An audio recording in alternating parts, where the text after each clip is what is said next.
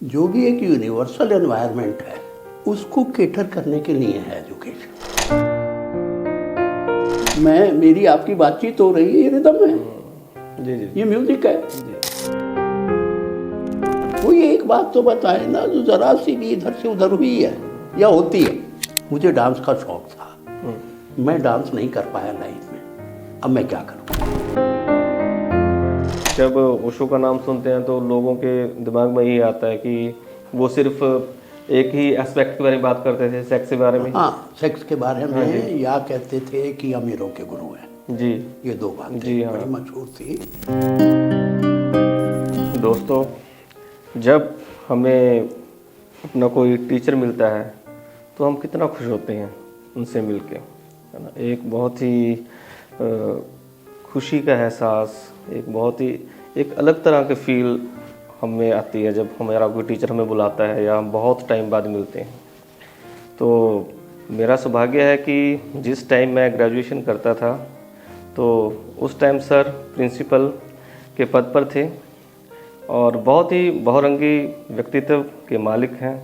Education में बहुत काम किया इन्होंने और इसके अलावा ड्रामा में, अब स्पिरिचुअली भी बहुत कुछ सोच रहे हैं, कर रहे हैं। तो बहुत सी आज की बातचीत है वो एक गुलदस्ते की तरह होगी, जैसे गुलदस्ते में बहुत से फूल होते हैं। तो इस बातचीत में भी हम बहुत कुछ जानने की कोशिश करेंगे सर के इतने लंबे अनुभव से।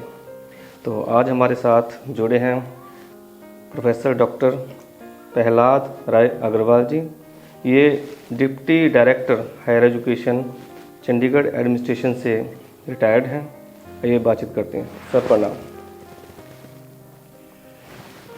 एक तो अरिंदर भाई, मैं आपका और आपके दर्शकों का बहुत आभारी हूँ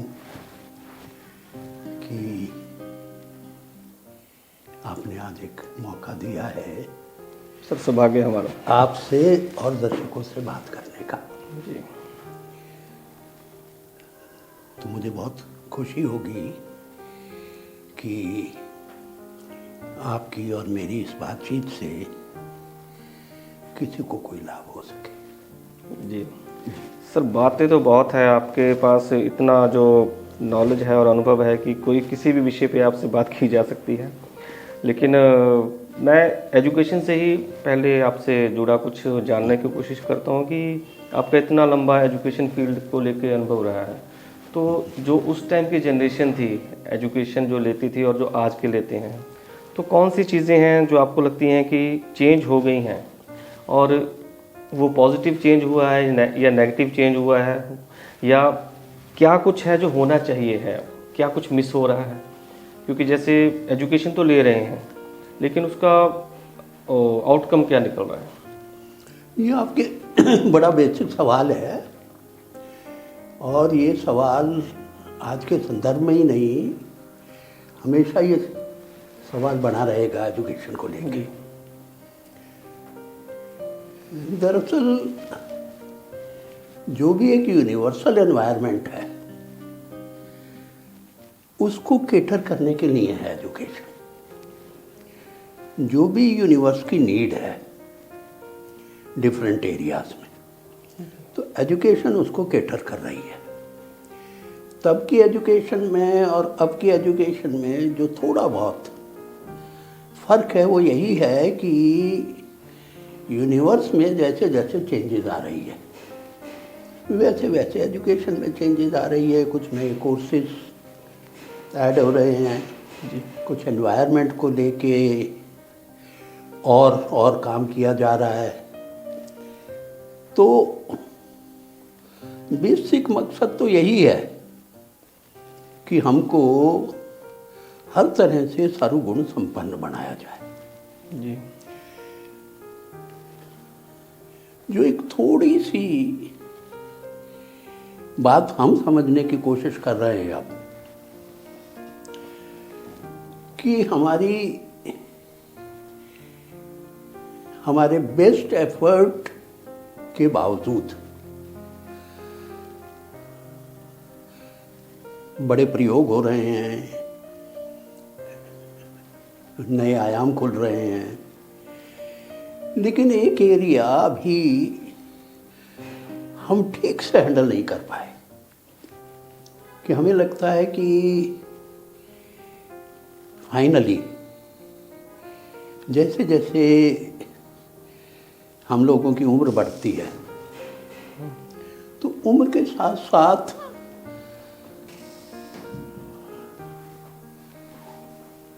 कुछ ऐसी चीज़ें लाइफ में आने लग जाती है जो किसी तरह की परेशानी साथ लाती है और जिसका रिजल्ट है बीमारियां। जी। तो अभी जो अगर एक चीज़ मुझे लगता है जिस पे हमने अगर फोकस करना है तो वो है हमारी एजुकेशन में किसी तरह से होलिस्टिक हेल्थ की अप्रोच, कि जिस भी एरिया में हम एजुकेशन दे रहे हैं वो एजुकेशन फाइनली नेचर के डिज़ाइन से जुड़े। फॉर एग्जाम्पल जैसे म्यूज़िक में हम रिदम सीख रहे हैं जी। रिदम हम धीरे धीरे पारंगत होते जा रहे हैं। सोते सोते भी अगर हमें कोई बात करनी है तो हमको रिदम का आभास है जी। लेकिन जब तक रिदम को हम नेचर के साथ नहीं जोड़ेंगे, नेचर से रिदम, तब तक हम हमारे यहाँ जो एक हिस्सा है डिवाइन डिजाइन का वो ठीक से कैसे पूरा होगा। कि जैसे आपके पास म्यूजिक में रिदम आ गया लेकिन एक लाइफ का रिदम भी तो इसके साथ आना चाहिए। लाइफ का रिदम मीन्स लाइफ से जुड़ी किसी भी तरह की घटनाएं, लाइफ से जुड़े कोई भी लोग, तो हमको तो रिदम का पता है तो म्यूजिक हमारी हेल्प करे कि उससे रिदम में जाएं हम, कोई चीज़ हमें डिस्टर्ब ना करे। तो जब तक इस तरह का कोई रिदम हर एजुकेशन में इंट्रोड्यूस नहीं होगा, चाहे वो मेडिकल एजुकेशन है, चाहे वो मैनेजमेंट एजुकेशन है, इंजीनियरिंग एजुकेशन है, तो मुझे लगता है कि एक पक्ष तो हमने बहुत अच्छे से केटर कर दिया जी। लेकिन जो दूसरा पक्ष है जिसमें हमारी होलिस्टिक हेल्थ की मैं बात करने की कोशिश कर रहा हूँ, holistic health means health, happiness, satisfaction, जी। ये भी तो जुड़े। जैसे हेल्थ की हम बात करने की कोशिश कर रहे हैं कि अगर हम हेल्दी नहीं हैं ठीक से तो फिर हमारा रिदम कैसे काम करेगा ठीक से। जी। तो हमारी एजुकेशन में मुझे लगता है कि अब बहुत बहुत एक्सपेरिमेंट्स हो रहे हैं बड़े लेवल पे। जैसे अभी 2 दिन पहले कैंसर डे मनाया गया। जी।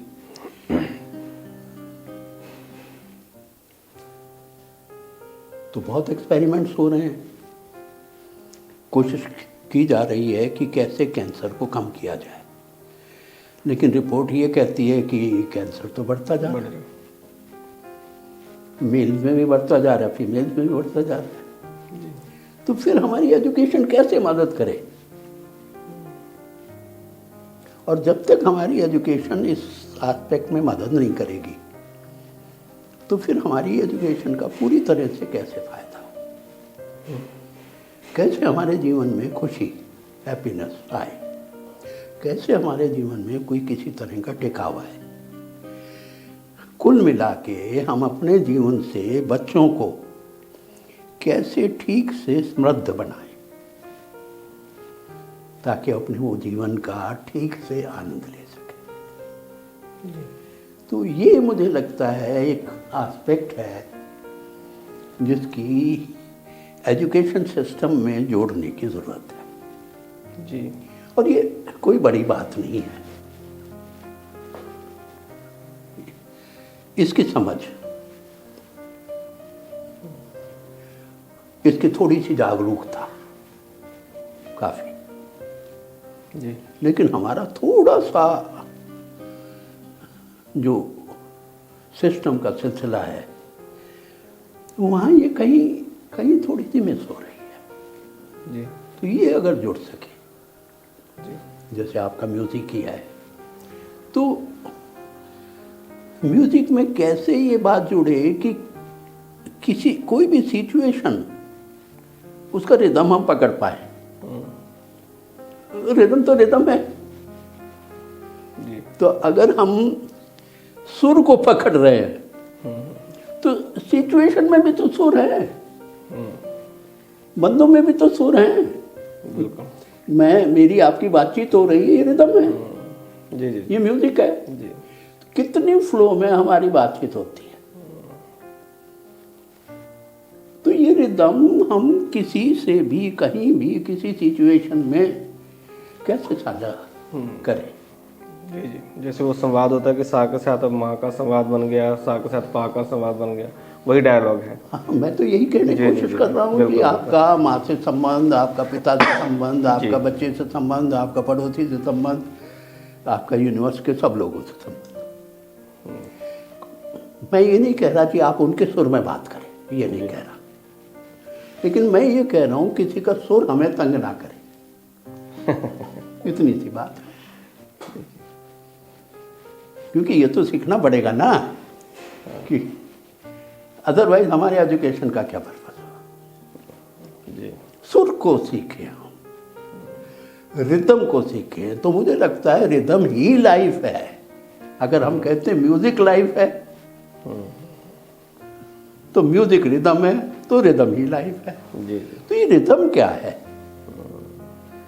रिदम बैलेंस है। बिल्कुल नहीं, बिल्कुल आपकी बात ये ठीक है कि जैसे सब कुछ रिदम में चल रहा है, ये जो पूरी नेचर ये रिदम में चल रही है।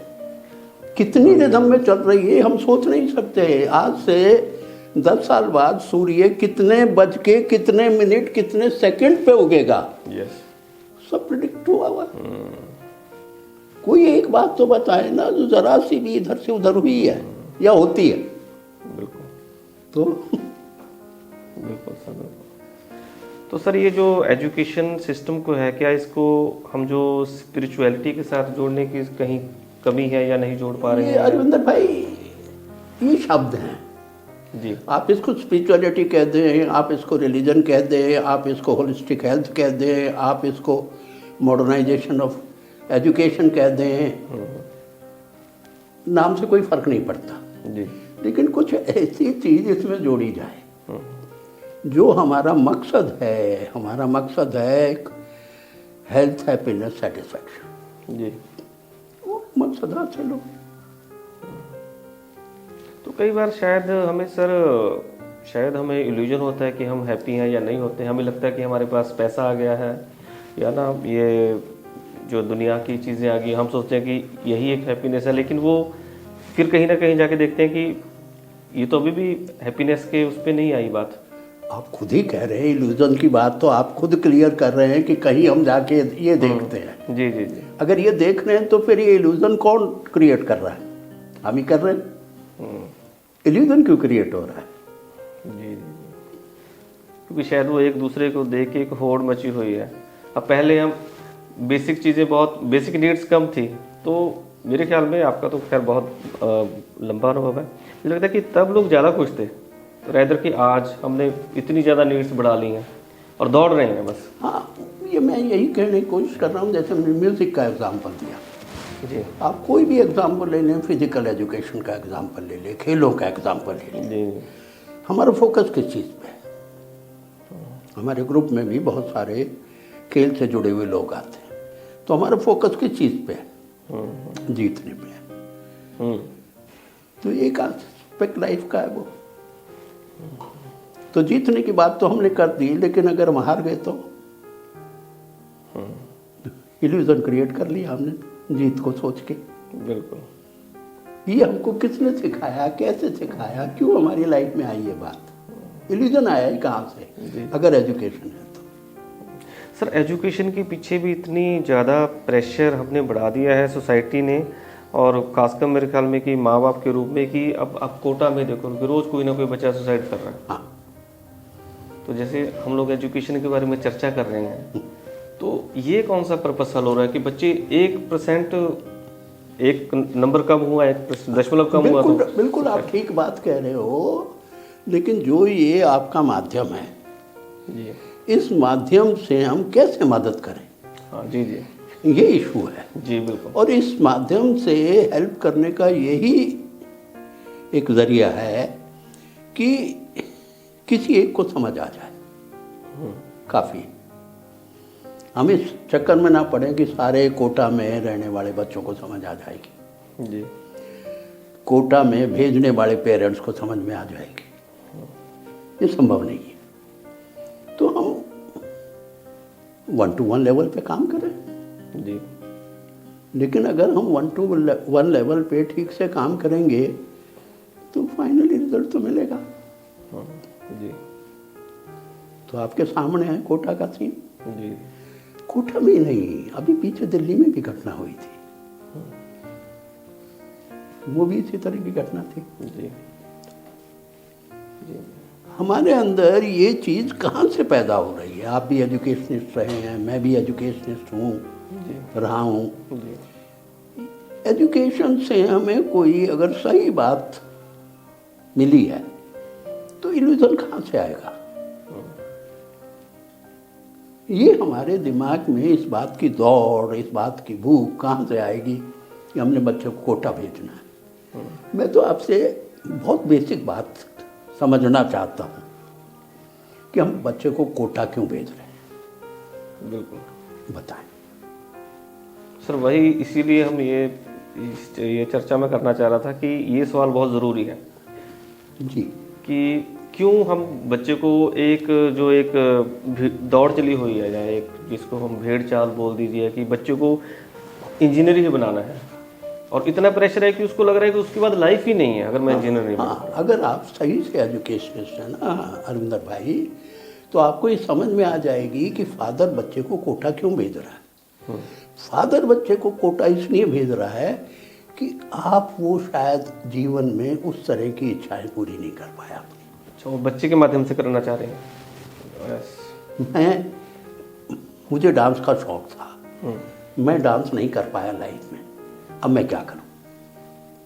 क्योंकि वो चीज़ तो मेरे दिमाग में गई हुई है, मुझे डांस करना है, मुझे डांस करना है। मैं डांस क्यों नहीं कर पाया? मुझे डांस से क्यों रोका जा रहा है? ये कितनी लेयर्स इसकी मैंने इकट्ठे कर ली, अब कैसे पूरी करूं? जैसे ही मुझे मौका मिलेगा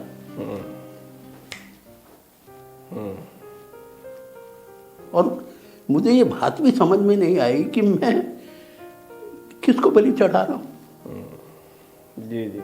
और इससे सबसे इसका जीवंत एग्जाम्पल तो अभी योगराज सिंह को ले सकते हैं।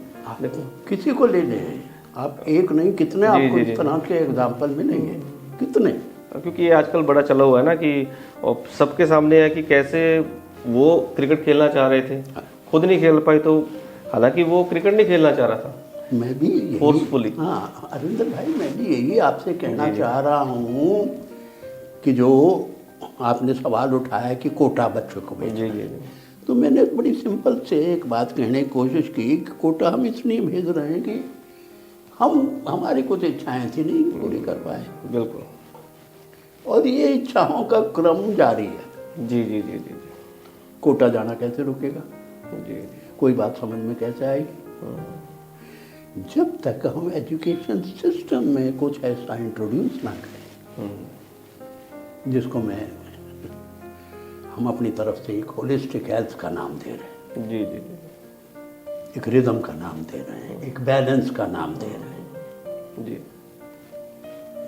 क्योंकि लाइफ का ये डिज़ाइन है एक्चुअली।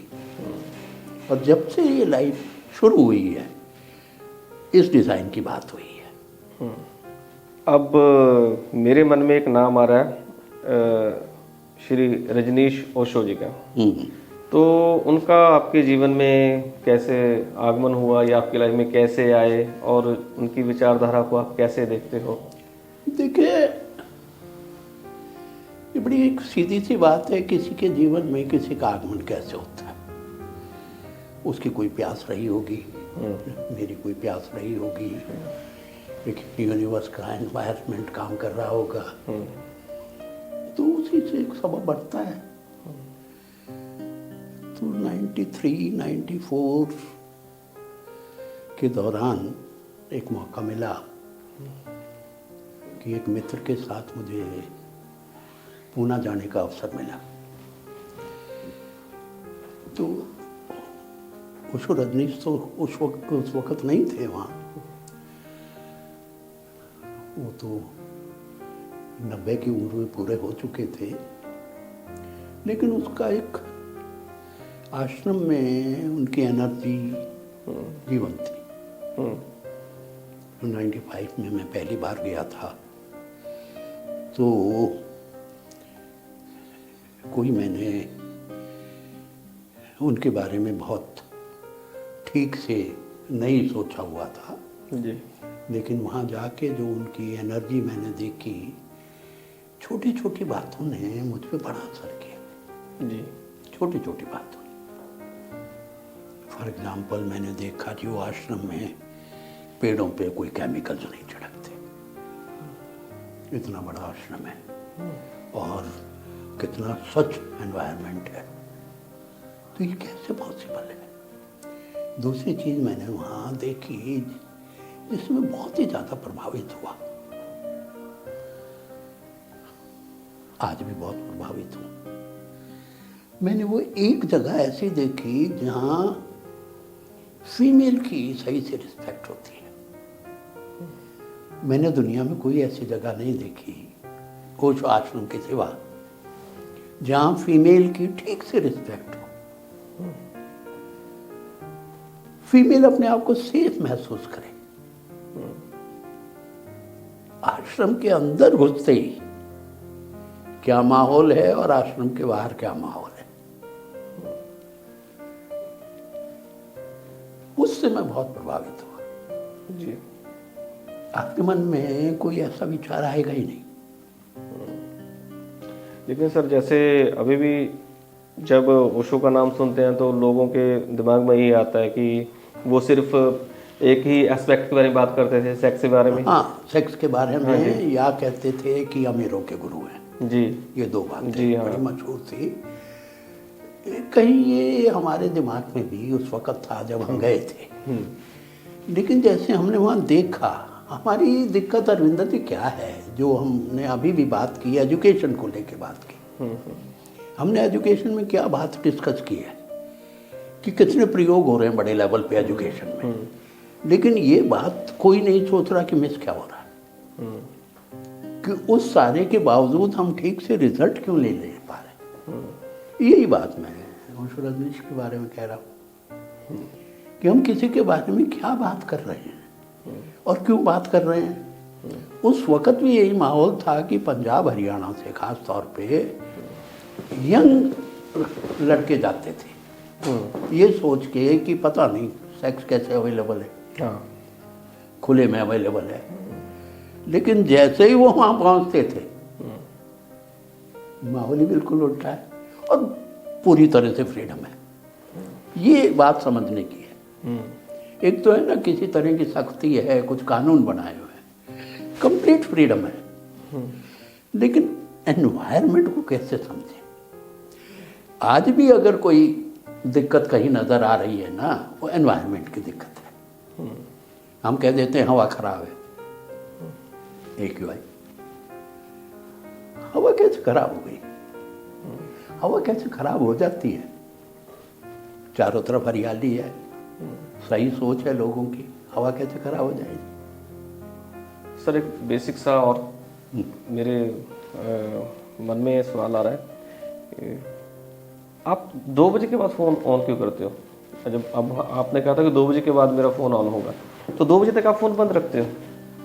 हाँ, जो मेरे अपने स्वास्थ्य संबंधी और जो चीज़ें हैं वो सारी मैं निश्चिंत होकर करना चाहता हूँ कि कोई डिस्टर्ब ना करे,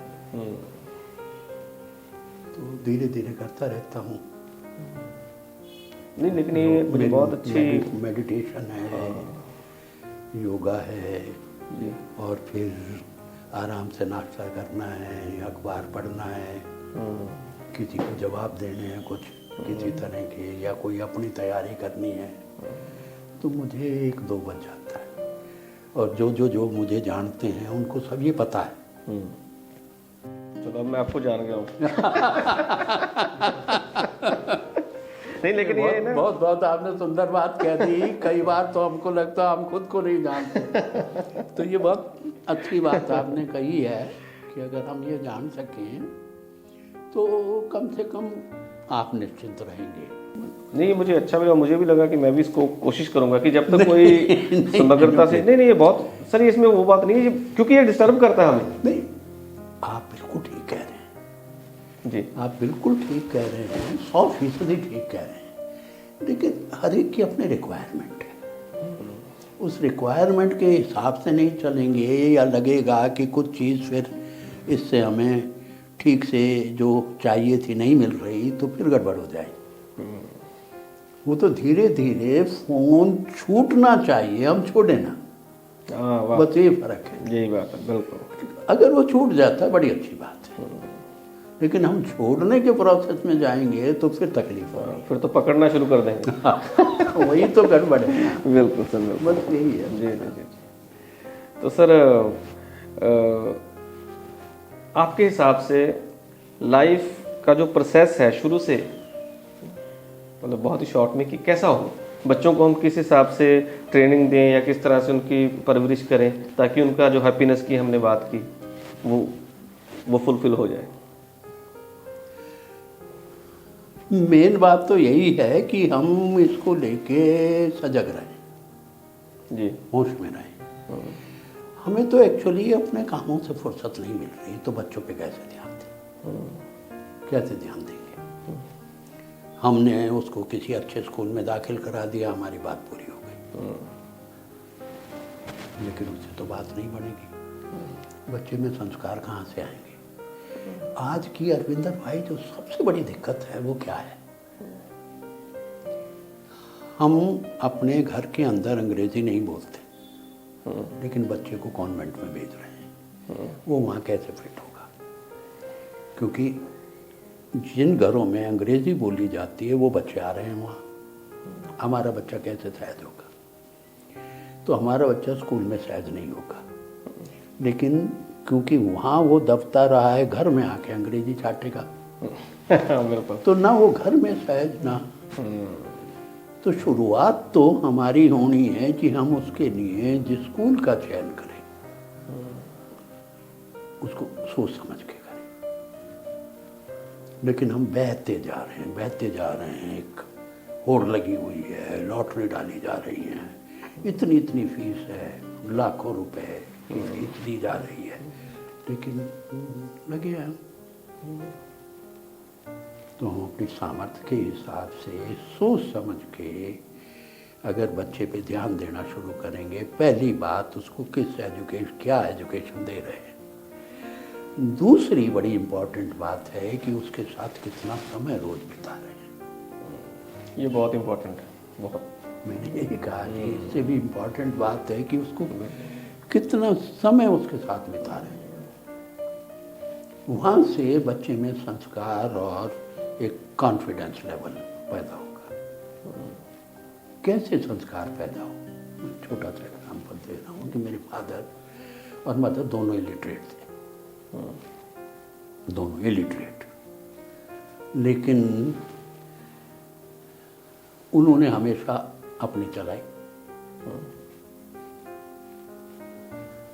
और कैसे चलाई? बस एक ही मेरे फादर का मिशन था कि मैंने बच्चे को पढ़ाना है, क्योंकि वो नहीं पढ़े थे। इसके अलावा उन्होंने मुझ पे अपनी हर बात चलाई।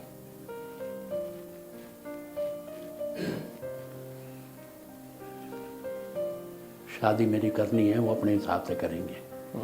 मुझे दुल्हन को देखने जाने तक का कि अलाउ नहीं है। मुझे कहाँ नौकरी करनी है, कैसे नौकरी करनी है, उन्होंने डिसाइड करना है। मुझे कोई बड़ी ऑफर जॉब की मिल रही है और मैं उनसे पूछ रहा हूँ तो वो कह रहे हैं कि नहीं नहीं जाना, तो मैं नहीं जाता। हमें संस्कार मिले कि पिता की बात माननी है, कैसे मिले? हम तो बहस करने बैठ जाता है आज का बच्चा, बिल्कुल। तो संस्कार कहाँ से आएंगे उसके पास? अगर बच्चे के साथ पिता समय व्यतीत कर रहा है तो धीरे धीरे तालमेल तो बनता चला गया। तो तालमेल कैसे टूटेगा? पहले तो धीरे धीरे वो एक दूसरे को अपना हिस्सा समझते हैं, तो अंतरंग